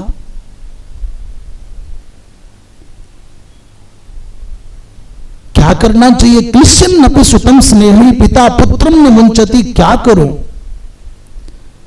अपनी मां की रक्षा करना मेरा कर्तव्य है, मारना ठीक नहीं। विचार कर रहे थे, मां के रहते बालवत होता सुत बर वृद्ध। मां है तो भले ही पुत्र 100 साल का हो जाए, बूढ़ा हो जाए, पर मां है तो 100 साल के बूढ़े को भी लगता है मैं अभी छोटा सा बच्चा हूं। मां के रहते बूढ़ा होने पर भी उसको बुढ़ापा नहीं अखड़ता, बच्चा मानता है अपने आप को। और मां है तो आनंद है, जीवन विमल समृद्ध। और मां बिन मनुज अनाथ है, मां बिन मानव दीन। और मां है मनुज सनाथ है, इठलाता स्वाधीन। मां है तो उसको लगता है मेरी मौज है। जिस दिन मां का स्नेहिल आंचल उसके सर से उठ जाता है, उस दिन व्यक्ति बूढ़ा हो जाता है, बड़ा हो जाता है। इसलिए मां के बिना क्या है? पुत्र पौत्रोपन्नोपि जननीम यस समाश्रित। किसी के पुत्र हो गया, पौत्र भी हो गया, पड़पोता भी हो गया, पर उसकी माता जी अभी जीवित हैं, तो वो 70-80 साल का बूढ़ा जिसके पोता पड़पोता आंगन में खेल रहे हैं, वो अपनी मां के पास बैठता है तो छोटा सा बच्चा बन जाता है। अपि वर्ष शतस्यांति 100 साल का होने पर भी दिहायन बच्चरेत। 2 साल के जैसे बच्चे का स्वभाव हो जाता है मां के पास पहुंचते। अब हम सुनी सुनाई बात कह रहे हैं, बड़ी प्रामाणिक भी है और बड़े अच्छे उच्च कोटि के महापुरुष से संबद्ध भी है और सुनाने वाले भी श्रेष्ठ ही थे। काशी जी में तैलंग स्वामी नाम से बड़े प्रसिद्ध महापुरुष हुए, जिनके बारे में कहा जाता है साक्षात सचल विश्वनाथ ही थे तैलंग स्वामी। दिगंबर रहते, दक्षिण भारत के कहीं के थे।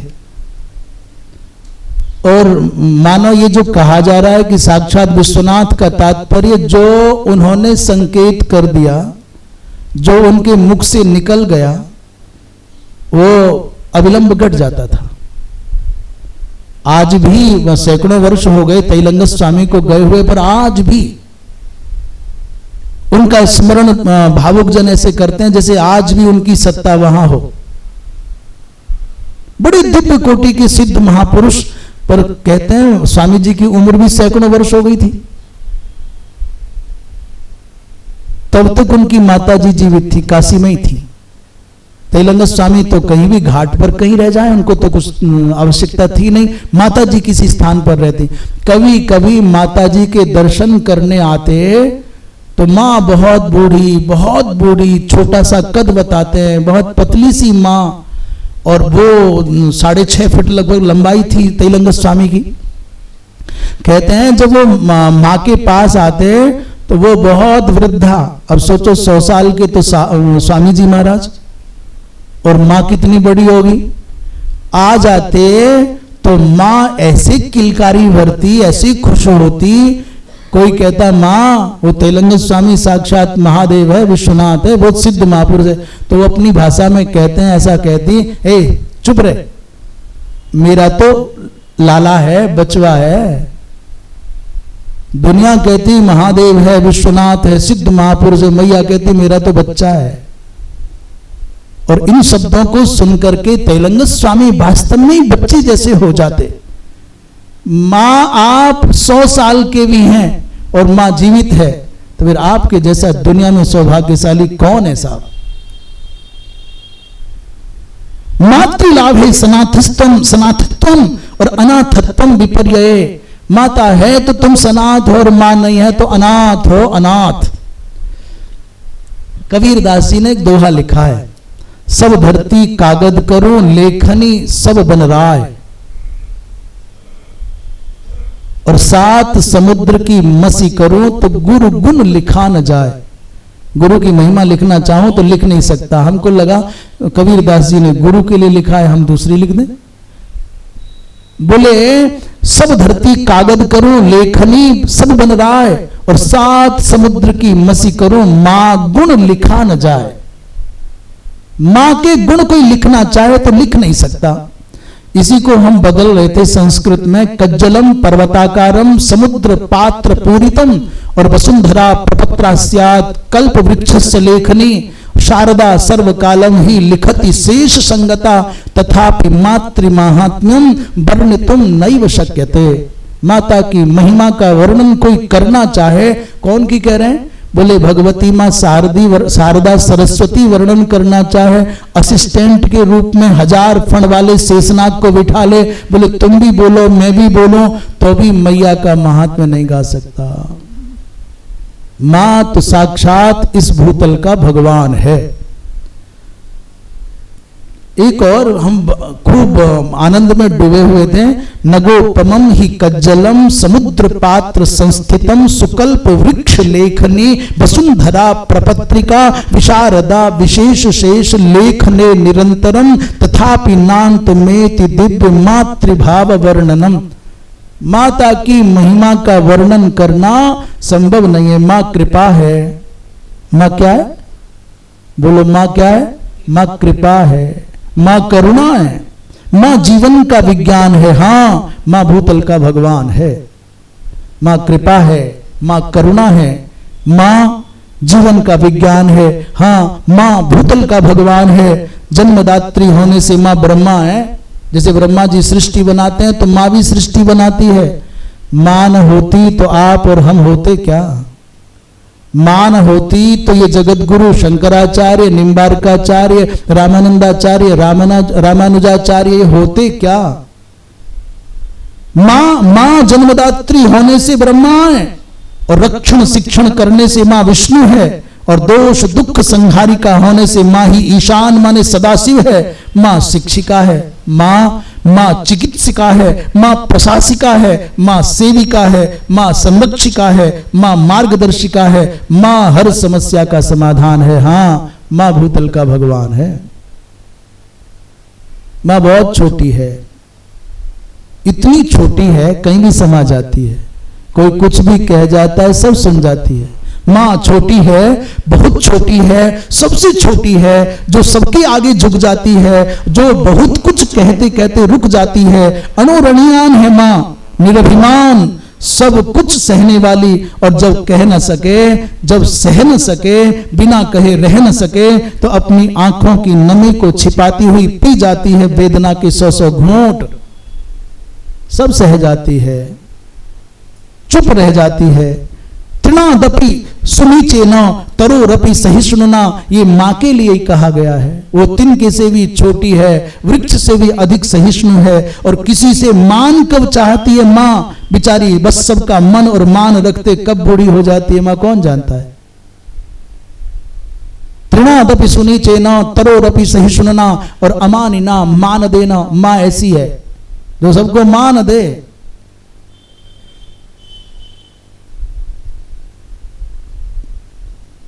सर्वमानता, जो सबको सब कुछ देव है माँ। माँ बड़ी है, बहुत बड़ी है, जिससे बड़ा धरती पर कोई नहीं, जिसकी महिमा को कोई जान नहीं सकता। महतो महियान है माँ।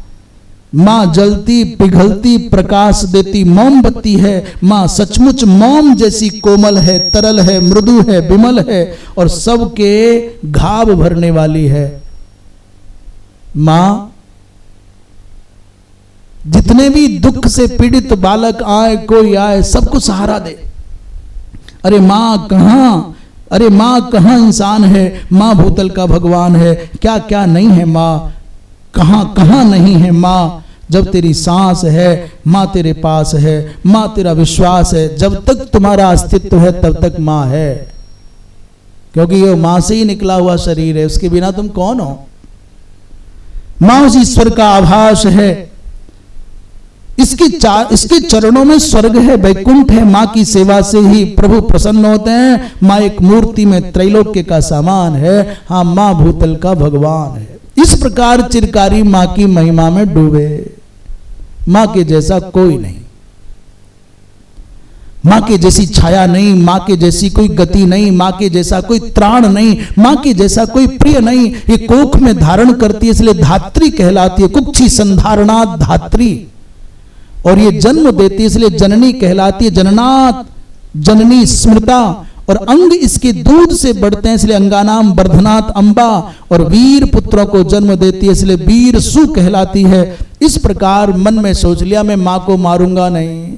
और उधर जंगल में गए हुए गौतम जी का मन पलट गया। अरे बेचारी कितनी सीधी, कितनी समर्पिता, कितनी साध्वी। मैंने अपनी पत्नी को आवेश में आकर के मरवा दिया। हे प्रभु, मेरे से बहुत बड़ा अपराध हो गया। लौट करके आ रहे हैं, किसी प्रकार चिरकारी मेरी आज्ञा का पालन ना करे। आके देखा तो चिरकारी चिंता में डूबा है, माँ को मारूं कि न मारूं। नहीं माँ नहीं मारा। देखा महर्षि ने तो श्रीमती तो घूम रही है, बड़े खुश हो गए। पुत्र तुम बहुत अच्छे हो, तुमने बहुत अच्छा किया। चिरम दोर्भ्याम परिस्वज्य चिरम जीवेत्युदाहृतः। अपने पुत्र को गले से लगा लिया। गौ माता के देह में समग्र देवता निवास करते हैं। ये बात स्यूम रश्मि नाम के ऋषि ने चर्चा की। राजा नहुस अतिथि सेवा हेतु गौ का वर्ण करते थे।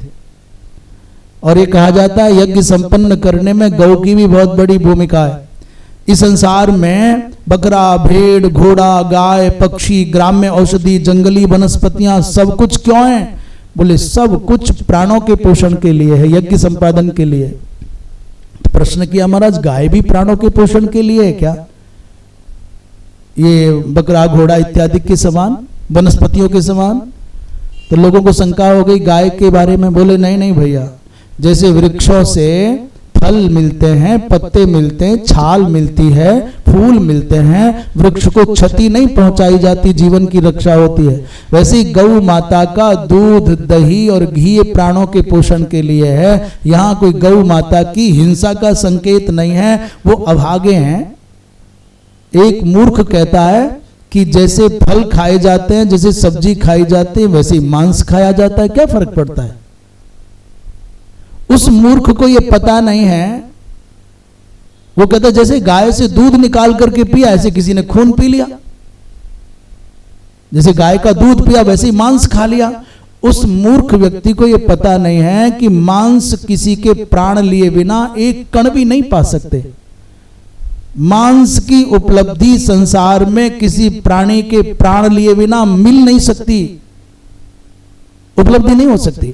पर दूध निकालने पर गौ की क्षति नहीं होती, हानि नहीं होती। सनातन संस्कृति में अपने प्राणों का पोषण करने के लिए संसार में कहीं भी दूसरे जीवों की हिंसा का उल्लेख नहीं है।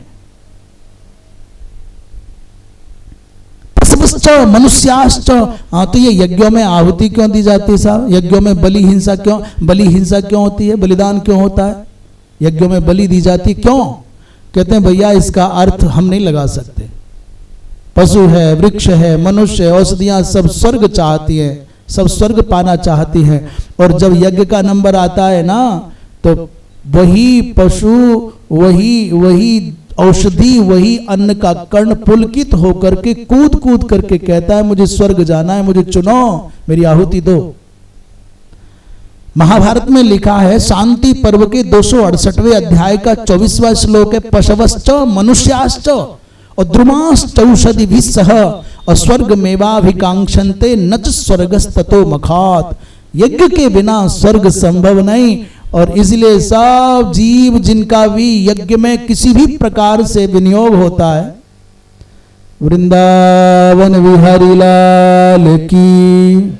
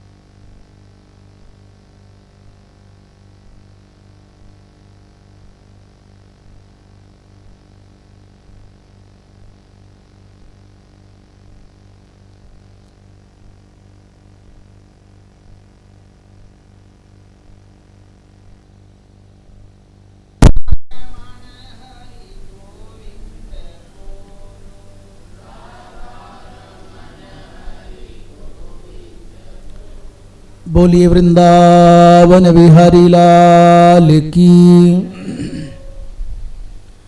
इस संसार में जो भी पदार्थ है सब यज्ञ के लिए ही है। तो वो जो पदार्थ हैं सारे तिल यज्ञ में प्रयोग नहीं हो सकते। सृष्टि में धरती पर जितने धान्य हैं सब यज्ञ में सम्मिलित नहीं हो सकते। जितने फल हैं, जितनी वनस्पतियां हैं और जितने वृक्ष हैं सब कहें कि हमारा विनियोग यज्ञ में हो जाए, नहीं होगा। उस वृक्ष की उस सूखी लकड़ी का भी कोई जन्मांतरीय तप है। आप कहोगे सर लकड़ी का भी कोई तप है? बोले हाँ।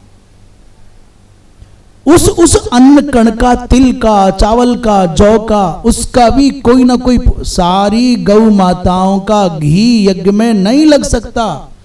उन गौ माताओं का भी कोई पुण्य है। मनुष्य समृद्ध बहुत हैं, सक्षम बहुत हैं, सामर्थ्यशाली बहुत हैं, पैसे वाले बहुत हैं, पर सब मनुष्यों का धन यज्ञ में नहीं लग सकता। जिसका चयन परमात्मा करता है, उसी अन्न कण का, उसी धन का, उसी द्रव्य का, उसी मनुष्य के मन का विनियोग यज्ञ में होता है।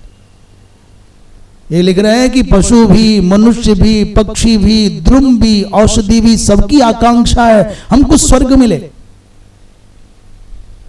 इस सृष्टि का मूल यज्ञ है, और यज्ञ के बल पर, जगत के बल पर, ये जगत, यज्ञ के बल पर जगत है और जगत के बल पर यज्ञ है। अनुयज्ञम जगत सर्वम यज्ञश्चानु जगत सदा। भैया इसलिए कोई ये मत सोचना कि ये पशुओं की बलि क्यों दी जाती, इसका रहस्य हम नहीं जानते, इसका रहस्य ऋषि जानते हैं। और जो विषय हमारी समझ में नहीं आता, उसका खंडन करने का, उसकी निंदा करने का अधिकार हमको नहीं है। शास्त्रों में जिन विषयों का उल्लेख है और वो विषय हमारी समझ से ऊपर है, हम निंदा ना करें, खंडन ना करें, उपहास ना करें। ये मान लें भाई हमारी समझ में नहीं आया, आप नहीं कर सकते तो मत करिए।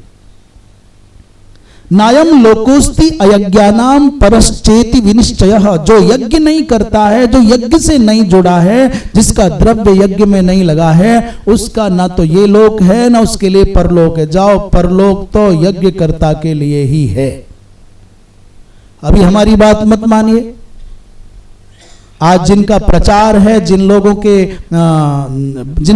की बातें दूर तक अधिक जाती हैं, वो कुछ भी बोलेंगे तो मानी जाती हैं। पर भगवान कृष्ण से अधिक प्रमाणिक तो धरती पर कोई नहीं होगा। भगवत गीता में भगवान कहते हैं कि यज्ञ अर्थात सृष्टि के सकल सुमंगलों का आधार। जैसे सृष्टि आरंभ हुई, उस सृष्टि के आरंभिक पल में यज्ञ का भी प्रादुर्भाव हुआ। सह यज्ञाः प्रजा सृष्ट्वा। और आज कोई यज्ञ की निंदा करे, यज्ञ विधान का तिरस्कार करे और कहे यज्ञ की आवश्यकता नहीं है, तो भाई ऐसा नहीं कहा जाना चाहिए। सबकी महिमा है, जिससे जो बन पड़ता है करते रहो, दूसरे का खंडन मत करो। आपको जो जचता है शास्त्र सम्मत, उस विधा का आश्रय लो, पालन करो, सम्मान करो, प्रचार करो, अपने अनुवर्तियों से उसका समर्थन करके आचरण कराओ। पर दूसरी धारा जो सनातन की है, उसका खंडन मत करो कि साहब आज पदार्थ शुद्ध नहीं है, आज मंत्र शुद्ध नहीं है, आज वेद नहीं है, आज वैदिक नहीं है, आज यज्ञशाला बनाने वाले नहीं हैं, आज कुंड वाले नहीं हैं, तो अब यज्ञ कैसे हो सकता है। बाबा अपने अपने काम करते रहो, दूसरों का खंडन मत करो। जब तक ये सृष्टि रहेगी तब तक सब कुछ होगा। हाँ ठीक है, उतना पवित्रता से नहीं होगा तो कुछ ये सब होना चाहिए, खंडन नहीं करना चाहिए।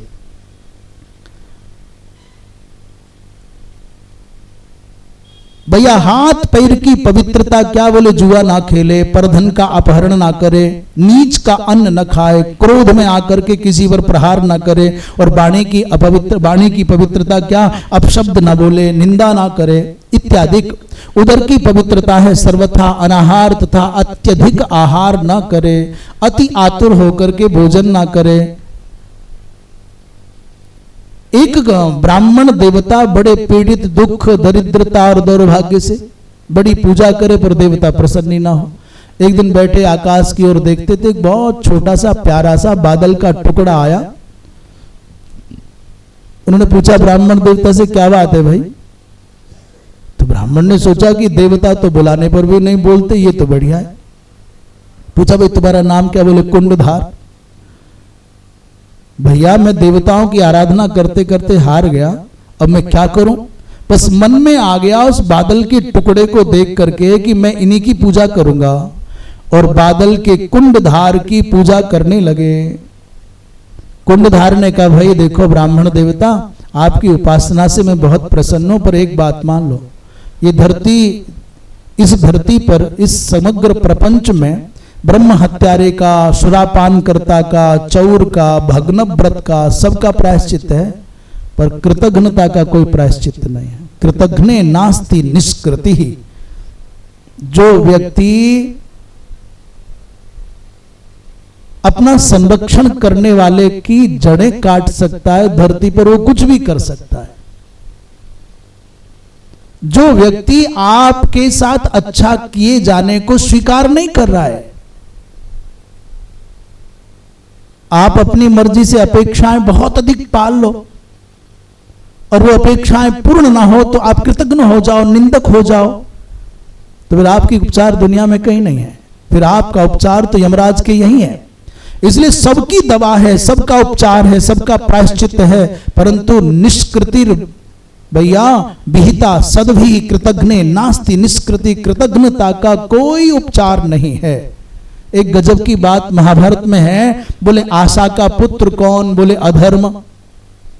आशा की कोख से अधर्म जन्म लेता है और क्रोध की कोख से, असूया की कोख से, असूया माने दूसरे के गुणों में दोष दर्शन की प्रवृत्ति असूया है।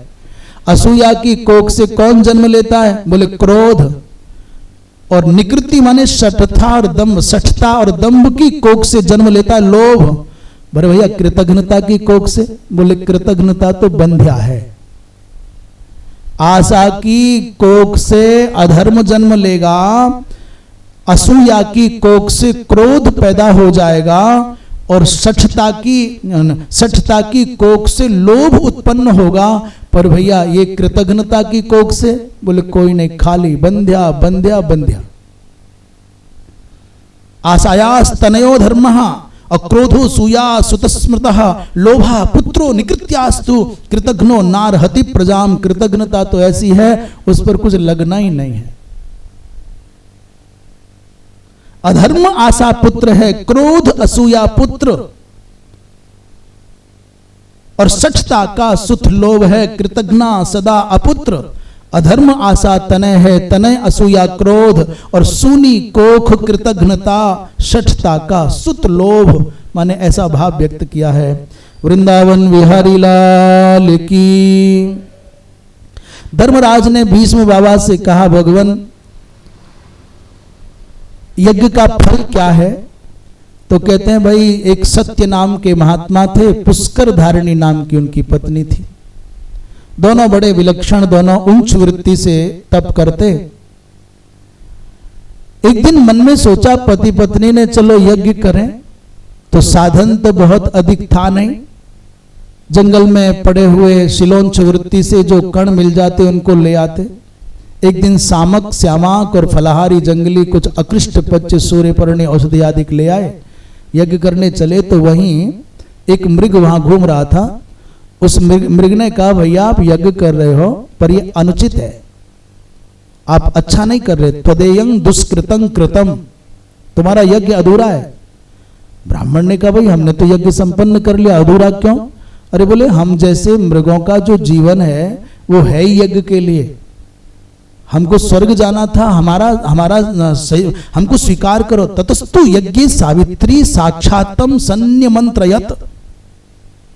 इसलिए भैया साधु हिंसे माम सत्य हतो यास्यामि सद्गतिम। मृग ने कहा कि मेरा विनियोग करो यज्ञ में, मुझे स्वीकार करो, अंगीकार करो। इस बहाने में स्वर्ग चला जाऊंगा, मेरा कल्याण हो जाएगा, तुम्हारा यज्ञ संपन्न हो जाएगा। महाराज उस मृग की भावना मात्र सुनकर के ब्राह्मण देवता के चित्त में आ गया कि कर लो। मात्र ये भाव आ गया कि कर लेता हूं, उतने मात्र से ब्राह्मण के पुण्य क्षीण हो गए। माने देने का भाव मात्र बना, पुण्य नष्ट हो गए। दूसरी ओर यज्ञ की हिंसा भी उचित नहीं है, ऐसा तस्मात् हिंसा न यज्ञ। तो फिर धर्म वो मृग नहीं था, धर्मराज ही थे। धर्मराज ने कहा दूसरा यज्ञ करो। फिर वो पुण्य इकट्ठे हुए, फिर वो ब्रह्मलोक गए। युधिष्ठिर ने प्रश्न किया, भगवान ये मनुष्य पापात्मा कैसे होता है, ये धर्मात्मा क्यों हो जाता है, इसे वैराग्य कैसे होता है और मुक्ति प्राप्त कैसे करता है? 4 प्रश्न हैं। तो भीष्म बाबा कहते हैं प्राणी के हृदय में जो शब्द स्पर्श रूप रस गंध विषयक भोग की इच्छा उत्पन्न होती है ना, उसे राग द्वेष हो जाता है। इच्छा की पूर्ति हो जाए तो राग होने लग जाता है, इच्छा की पूर्ति ना हो तो द्वेष होने लग जाता है, प्रातिकूल्य हो जाता है तो द्वेष हो जाता है, आनुकूल्य हो जाता है तो राग हो जाता है। ततो रागः प्रभवति द्वेषश्च तदनंतरम ततो लोभः प्रभवति मोहश्च तदनंतरम। मनुष्य के जीवन में राग द्वेष आता है, फिर लोभ और मोह आता है, और यही मनुष्य के बंधन का कारक है। आपने पूछा था ना ये व्यक्ति पाप क्यों करता है, बस यही कारण है। दूसरा प्रश्न था कि मनुष्य धर्मात्मा कैसे होता है, जो विषयों की नश्वरता को समझ करके, विषय भोगों को नाशवान मान करके, रागद्वेष रहित होकर के सत्संग में मन लगाता है, वो धर्मात्मा हो जाता है। सत्संग धर्मात्मा होने का एक अद्भुत केंद्र है। सत्संग में दुरात्मा धर्मात्मा हो जाता है, और धर्मात्मा महात्मा हो जाता है, और महात्मा परमात्मा हो जाता है। इसलिए सबको सत्संग करना चाहिए। बुरे से बुरे व्यक्ति को भी अच्छा बनना है तो एक ही मार्ग है, सत्संग, सत्संग और सत्संग। तीसरा प्रश्न क्या था, बोले इसको वैराग्य कैसे होगा, बोले प्राप्त विवेक से संसार के आकर्षण की अनित्यता को ध्यान में रखे तो वैराग्य हो जाए। भाई हमारा शरीर हमारा नहीं रहा, हमारा बचपन, हमारी जवानी हमारे हाथ से फिसल गया, और क्या रहेगा हमारा। बड़े बड़े सगे, बड़े बड़े दावा करने वाले हम जान दे देंगे आपके लिए, हम आपको आपके ऐसा कर देंगे, कौन अपना रहता है। आवेश में आकर के, भावुकता में आकर के प्रतिज्ञा करने वाले कहां टिकते हैं। बाढ़ के समय नदी जैसे तुम्हारे घर के दरवाजे को छू जाए और बाढ़ उतरते खत्म हो जाए, फिर हाथ ही नहीं आए, ऐसे ही आवेश में, भावुकता में प्रतिज्ञाएं करने वाले, वादा करने वाले, वचन देने वाले लोगों पर भरोसा नहीं करना, और आक्रोश में आकर के अभिशाप देने वाले का ध्यान से मत सुनना। ये नशे में लोग कुछ भी बोल जाएंगे। चौथा, विरक्त भाव कैसे, माने ये मुक्ति कैसे पाएगा, बोले विरक्त भाव से धर्मात्मा शेष जीवन को सर्वथा अनासक्त भाव से अपरिग्रह पूर्वक ब्रह्म चिंतन करते बिताता है तो मुक्त हो जाता है। क्षमा द्वारा क्रोध को नष्ट कर ले, संकल्प के द्वारा, महाराज संकल्प त्याग के द्वारा कामनाओं को नष्ट कर ले, मनुष्य आनंद से भर जाए। वृंदावन बिहारी लाल की। एक बार फिर मेधावी का जो अपने पिता के साथ संवाद हुआ उसका पुनरावृत्ति यहाँ उल्लेख हुआ है। हारीत मत में सन्यासी का स्वभाव कैसा हो, बोले न प्रत्यक्षम परोक्षम व दूषणम व्यवहारेत क्वचित। सन्यासी किसी पर दोषारोपण ना करे, कदाचित प्रत्यक्ष न परोक्ष में। पहले से किसी के द्वारा आमंत्रित किए जाने पर भिक्षा के लिए न जाए, सबके खा लेने पर ही सन्यासी अंत में भुक्तवत जने, जब चूल्हे का धुआं उठना बंद हो जाए रसोई से और सब खा पी लें तभी सन्यासी जाए। जहां अधिक सम्मान मिले वहां न जाए। भीष्म बाबा कहते हैं अयत्न साध्यम मुनयो बदंती, महापुरुष तो भैया मुक्त ही होते हैं, उनको मुक्ति के लिए अतिरिक्त कुछ करना नहीं पड़ता। ब्रह्म हत्या के 4 रूपों का उल्लेख आप सब जानते हैं, प्राय भागवत में सुनाई है कि एक स्त्रियों को, एक जल को, एक भूमि को, एक वृक्षों को कर। भाई वो तो ठीक है, पर ये कहां डालें। कहते हैं पहला जो अग्नि को गया, उस अग्नि में अधिकारी व्यक्ति प्रज्वलित अग्नि में मोहवश यदि होम नहीं करेगा और हवन की निंदा करेगा, प्रज्वलित अग्नि में हवन भी नहीं कर रहा है और हवन की यज्ञ की निंदा भी कर रहा है, तो अग्नि के हिस्से में आई हुई जो ब्रह्म हत्या थी वो इन्हीं के पास जाएगी। माने इसका तात्पर्य है दूसरा, वृक्षों में जो गौंद रूप में रहता है वो अमावस्या, पूर्णिमा, ग्रहण, संक्रांति और एकादशी में जो वृक्षों को काटता है, चाहे दातुन के बहाने चाहे किसी और बहाने, वृक्ष की ब्रह्म हत्या उसके हिस्से में आ जाती है। इसलिए एकादशी को, संक्रांति को, ग्रहण के समय पूर्णा और अमावस्या को वृक्ष को नहीं तोड़ना चाहिए, नहीं छूना चाहिए। जो माताओं में रजो धर्म रहता है, वो जो रजो काल में ऋतुमती काल में माताओं के सानिध्य में जाता है, ब्रह्म हत्या उसके हिस्से में आ जाती है। जल में जो फेन बुदबुद है, जो पानी में थूकता है, मलमूत्र करता है और ये कुल्ला दातुन करता है, उसके हिस्से में आ जाती है। वृंदावन बिहारी लाल की। भगवान शंकर के स्वेद से ज्वर की उत्पत्ति हुई। इसके बाद में समंग नामक एक महात्मा का नारद जी के साथ में संवाद हुआ है।